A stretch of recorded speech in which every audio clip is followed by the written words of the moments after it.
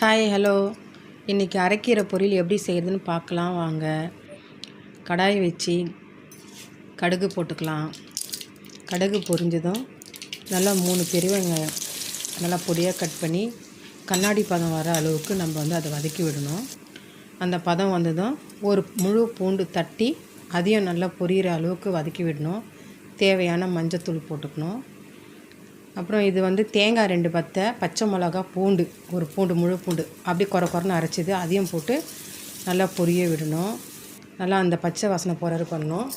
ஒரு அரைக்கீரை கட்டு எடுத்து பொடியாக கட் பண்ணி அலசி வச்சுருக்கேன். அதை இப்போ போட்டுக்கலாம். தண்டும் சேர்த்து போடணும். தண்டு நல்லாயிருக்கும் உடம்புக்கு. அரைக்கீரை நரம்புக்கு ரொம்ப நல்லதுன்னு சொல்லுவாங்க. அதனால் அரைக்கீரை நரம்பு பிரச்சனை இருக்கிறவங்க நிறைய பேர் சாப்பிடுங்க. தேவையான உப்பு போட்டுக்கலாம். உப்பு போட்டு நல்லா கிளறி விடணும். பாருங்கள், கிளறியாச்சு. இன்னும் கொஞ்சம் வதங்கணும். உங்களுக்கு தேவைப்பட்டால் இன்னும் சுவைக்கு 2 முட்டை உடச்சி ஊற்றலாம்.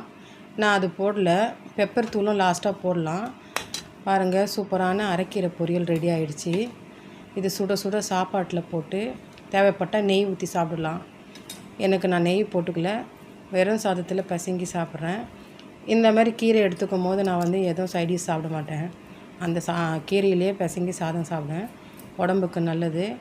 நீங்களும் அரைக்கீரை எடுத்து இப்படி செஞ்சு பாருங்கள். கூட மிளகுத்தூள் வேணுன்னா போட்டுக்குங்க. இல்லை 2 முட்டை உடச்சி ஊற்றிக்குங்க. ரொம்ப டேஸ்ட்டாக இருக்கும். ட்ரை பண்ணி பாருங்கள்.